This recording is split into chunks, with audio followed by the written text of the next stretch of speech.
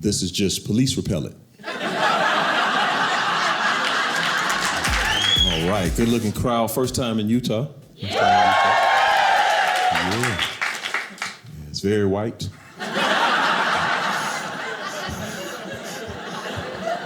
White people, let me share something with y'all. Y'all may not know. White people, y'all like to whisper the race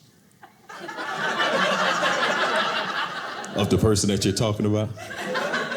Saw this happen to me one time. It was like, hey, you know, Mike Goodwin's gonna be there. The black guy. I was like, why are you whispering? That is not a secret.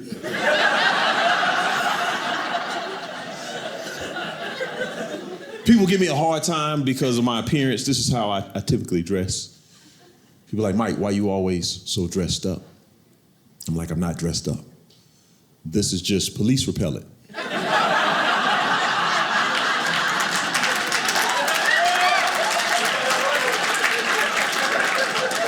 I'm just saying I never fit the description, you know.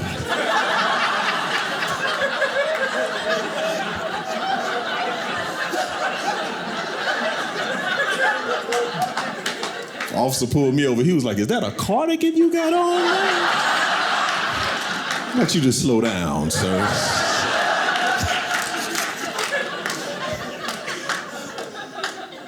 I'm excited to be in the West. I'm from South Carolina. I'm from a town, Camden, South Carolina. From the South. I tell people wherever I go, I'm from the South with an F and not a TH. I'm from the South. One thing about Southerners, we have the unique ability to just make up words, you know. It's in our DNA. We say words like fin-to and fixin'. What had happened was, that's one word right there. That's how you word. Matter of fact, my favorite word is a made-up word. It's 5 syllables. One word. What you not gonna do. Yeah, my mother said that a lot when I was growing up. My mother said stuff like, what you not gonna do is keep running in and out of this house. That's what you're not gonna do. What you're not gonna do is stand in front of that refrigerator and hold that door open. Little boy. That's what you're not gonna do. Y'all can use it at your job. You know, you go to work, you got that coworker that always asking you questions before you get settled. You're like, what you're not gonna do is come in here and ask me questions before I turn on my computer. That's what you're not gonna do. That's what you're not gonna do. We're unique in the South. We love nicknames in the South. I realize there's some people I've been knowing my entire life. I don't know their real names. My brother called me the other day. He said, hey man, you know Mark Davis's mom passed away. Like, I don't know Mark Davis, man. He's like, thank you, man. Thank you, mama passed. I was like, why you ain't say that from the start? I need to give Stank a call. You know, I think white dudes have the coolest nicknames, I really do. Because white dudes' nicknames go with them their entire life. White dudes have nicknames like Rusty, Skip, Chip. Like your nickname could be Chip, you could be the CEO of a bank. You could have Chip on your business cards. The brothers can't do that. Pookie can't be a branch manager at the bank. You don't trust your money with Pookie. You're like, right this way, Dr. Junebug will see you. I'm like, no, he will not. What you're not gonna do is have me in a room with a Dr. Junebug. That's thank you, Mama Doctor. I'm not going to him. That's not. So I've noticed this in the South. They're building a lot of new homes and subdivisions, but in some of the titles of the neighborhoods, they have the word plantation. I don't know about you. I can't live on a plantation. We tried that already one time. That didn't work out quite so well. I was at the parade of homes with my wife. They had something in the window I wasn't familiar with. So I asked my wife, I said, hey, what are those called? She said, oh, those are called Plantation Shutters. I was like, I guess we won't be getting any of those. The word plantation makes me shudder. Now, y'all ain't got no freedom blinds up in here? No, I have a dream drapes. Y'all have any? No civil rights curtains nowhere around. But I'm married, I have a wife, and my wife and I, we created some offspring. Yeah, usually when I say that, people clap, but I see y'all don't care anything about my family tonight. We have 2 children, we have a daughter who's the oldest. We had a hard time trying to figure out what to name our daughter. So we named our daughter a throwback name like throwback jerseys. Yeah, we named our daughter Essie Mae Pearl. Yeah, it's a good Southern name. Little Essie Mae is what we call her. I'm just messing with y'all. You see the looks on some of your faces. Now, what you're not gonna do is judge what I name my daughter. That's what you're not gonna do. I'm just kidding, y'all. Her name is Gertrude. Somebody like, that's worse than Essie Mae Pearl. You know, but it's difficult naming your children. That's a tough task. One of the places that people look for names in the Bible. Not the beautiful names in the Bible. My name's in the Bible. But there's some other names.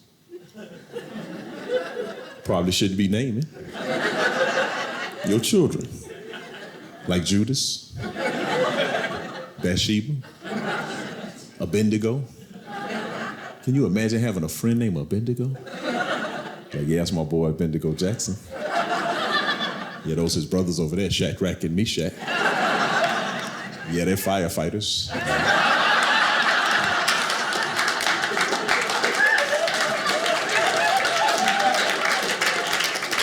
Now I have my son, I got my boy. Yeah, but I feel like my daughter set us up. Yeah, because my daughter's tremendously different than this little boy. My daughter, she's polite, mannerable, quiet. But this little boy, y'all, as soon as his feet hits the floor, he's in the room like, yah, yah, yah, yah, yah. I'm like, am I raising Busta Rhymes in my house? 6 o'clock in the morning, little boy go to the bathroom. Da, da, da, da, da, da, da, da, da. I'm like, you don't sit your behind down, man. We're here trying to sleep. And I was concerned about the little guy because he wasn't as sharp as his sister, you know what I'm saying? It was a couple crayons missing out the box. That's all I'm trying to tell you. Like my son, when he first started trying to speak, I wasn't aware of who he was speaking to. I didn't understand. It was like my son was scatting when he first started speaking. Just how my son would sound walking around.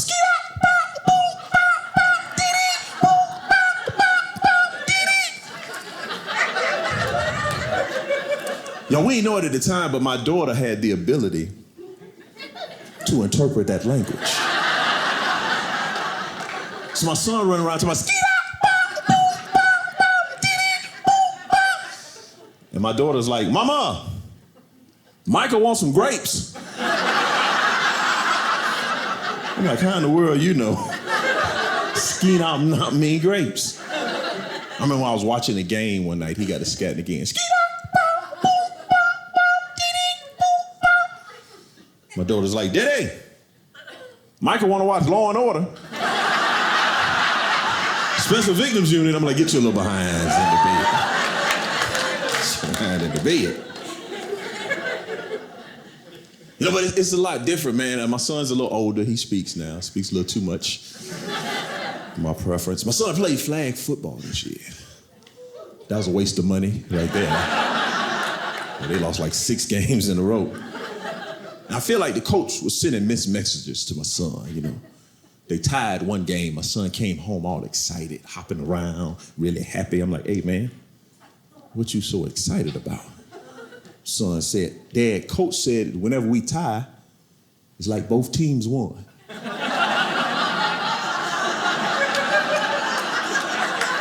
No, son. Coach lied. Son told me, Dad, coach said it doesn't matter the wins or losses. What matters is if you have fun.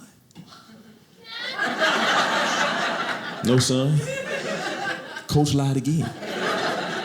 And son, if you want to have fun, just go in the backyard and play. You can have fun.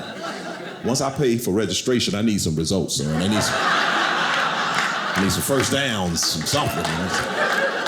Something happened. I think about my childhood because we're still teaching things to children that somebody taught us, some bad things, like nursery rhymes. Why are we still teaching children nursery rhymes? Have y'all read these things? There was an old lady that lived in a shoe. She had so many children. She didn't know what to do. So she fed them broth without any bread and whipped them all soundly and put them to bed.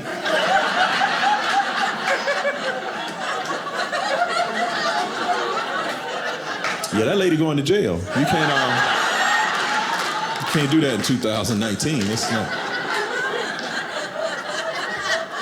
Peter, pumpkin eater, had a wife. He couldn't keep her. He put her in a pumpkin shell, and there he kept her very well.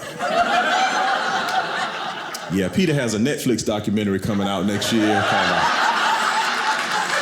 The Making of a Murderer Pumpkin Pie Style. That's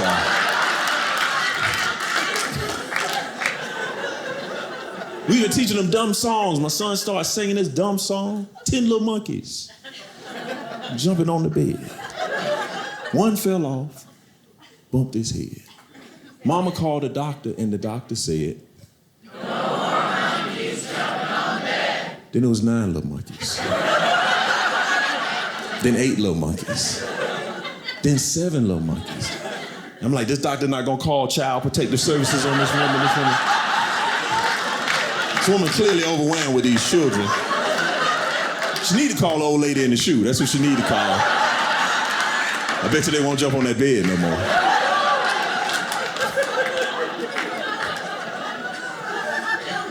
Every time it would rain, I sang this dumb little song to my son and somebody sung to me.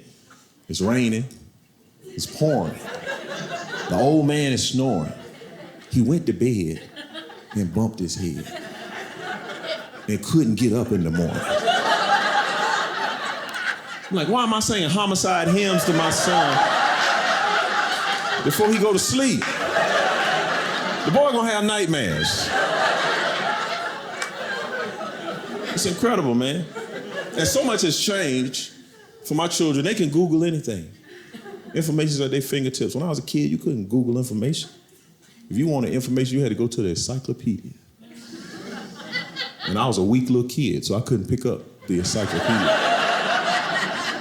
So I had no information. I remember when I didn't know how to spell a word, I would ask my mother how to spell a word. You know what my mother would tell me? Look it up in the dictionary. I was like, Mama, I don't know how to spell the word.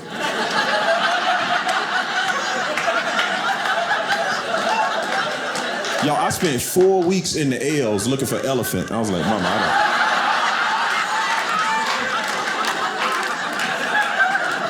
Mama, I don't see that word. I see leprosy. I don't see anything about an elephant. I almost blacked out looking for pneumonia. I was like, I don't know what's going on in here. And clap if you got crazy family members. If you have crazy... Yeah. Now, if you're not clapping,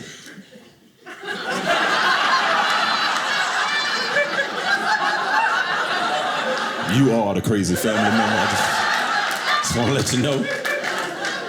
I have a cousin who's a drama queen. The whole world is her stage. We were out to dinner the other night and the server did something. My cousin had the table going off. When he gets back, I'm going to give him a piece of my mind. I was like, wait a minute. You can't afford to give nobody a piece of your mind. Matter of fact, you need to go get all the pieces you done gave out. Bring them back together like Humpty Dumpty. That's what you need to do. Planning a surprise birthday party for my aunt. My cousin used this expression I thought was a little odd. She said, I hope y'all don't let the cat out the bag. That's a strange expression to me. Because if I saw somebody holding a bag full of cats, the first thing I would think to say is, hey man, You need to let those cats out the bag. But why are we so obsessed with cats anyway? Cat got your tongue? Look what the cat drug in. It's raining cats and dogs. What up, cat daddy? You living like a fat cat. Don't be a copycat.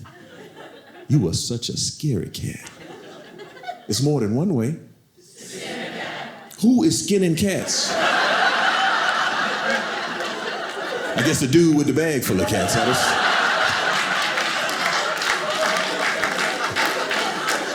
And why do they have multiple ways of doing this? And I guess you gotta find curiosity. Curiosity can help you kill a cat. Then you can skin the cat once you let the cat out the bag. When I get back to the hotel, I'm gonna take a little cat nap. That's what I'm gonna do. You know, I just think people don't analyze what they say. I think they say odd things, they just say stuff, talk to do the other. Like what do people say when they have a good night of sleep? What do they say? Slept like a baby last night.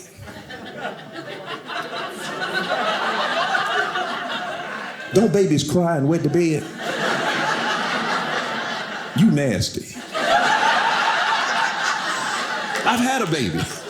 We had to change his diaper every morning. He slept like a baby last night. Have you ever been in a conversation with somebody, in the middle of the conversation, they say something like, hey man, can I be honest with you? Well, that's what I thought you was doing the whole time. Was all that make-believe that you was just sharing with me?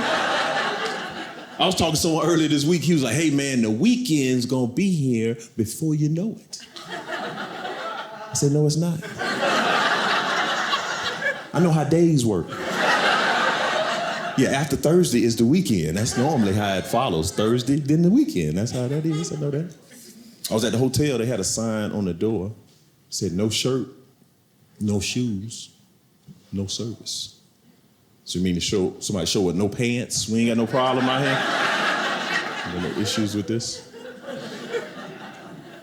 One of the odd things I think we talk about is death. We have some strange expressions for death. Try to soften the blow. We say stuff like they departed, they passed away, they expired, like milk. A few years ago, there was some storm chasers that died, and the media kept saying the same thing. Said they died doing what they love to do. But then they started making up stuff. They probably are in a big tornado in the sky. And that got me to thinking, because I wouldn't want to die doing what I love to do. You wouldn't want me to die doing what I love to do. Can you imagine going to a comedy show and the comedian just pass out on stage and die? Y'all be like, he died doing what he loved to do. Probably in a big comedy show in the sky. But what's interesting, we don't do that when tragic things happen. You know, somebody dies because of drug use, we don't say.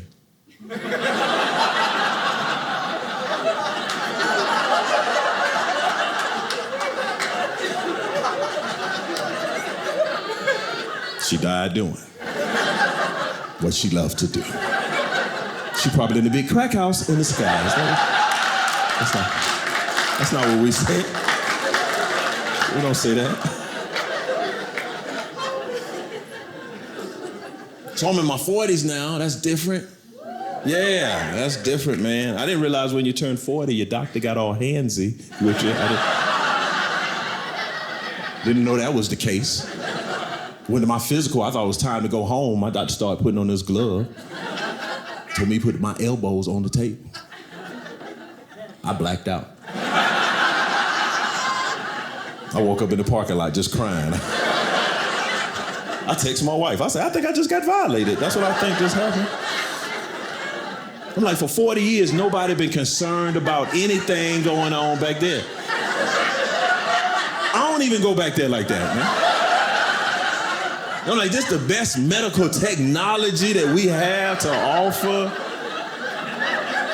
Come on, man, we can take pictures with our phones, surely. We can get some scientists together and come up with something better than somebody's finger, man. I I did that joke one night, somebody yelled out, wait till you turn 50. I was like, oh. Wait turn 50.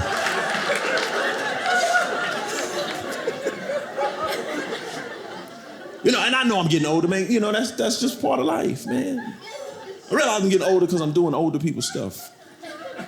I watch 60 Minutes. That's not for the young people, man. You don't see any spring break commercials on 60 Minutes. You see Viking river cruises, that's what you see. And if you young on that trip, you're there with your grandma or your sugar daddy. That's what's going on. Even though I'm getting old, I still like to use slang terms. One of my favorite slang terms is my bad. I always saying my bad. But there's some people you don't want to hear my bad from. Like you don't want to be sitting in your barber's chair. The barber like, you seen the game last night? That's my bad. Like, no, that's my head. Like you don't want to be in your dentist chair. Dentist in your mouth, could you open wide, please? That's my bad. I see, I don't understand my dentist. My dentist tells me to raise one of my hands if I'm experiencing some discomfort. I was like, Doc, if you was paying attention, that tear that just ran out the side of my eye is a clear illustration. I'm experiencing some discomfort. He like, that's my bad. One thing I've noticed too, now that I'm a little older, I much rather have cookies than abs. I'm just in that. Yeah, I just rather have a 6-pack of cookies. That's what we use seafood and gain weight now at this point. Like, my doc told me I had to lose some weight. I'm like, Doc, I'm probably not gonna lose any weight. I got Girl Scout cookies in the freezer from last year. It's not gonna be good, but I started going back to the gym. I don't like the gym. It's a lot of weird stuff happening in the gym. Every time I go in the gym, it never fails. I walk in the locker room. It's an 85-year-old man walking around, butt naked, with shower shoes on, a towel on his shoulder, eating sunflower seeds, just marching around. I'm like, sir, where's your family? And this man always want to strike up a conversation with me. I'm like, sir, what you're not gonna do is talk to me with no pants on. So that's very inappropriate. I was in the gym the other day, I saw this woman, her pants said yoga, but her butt said McDonald's.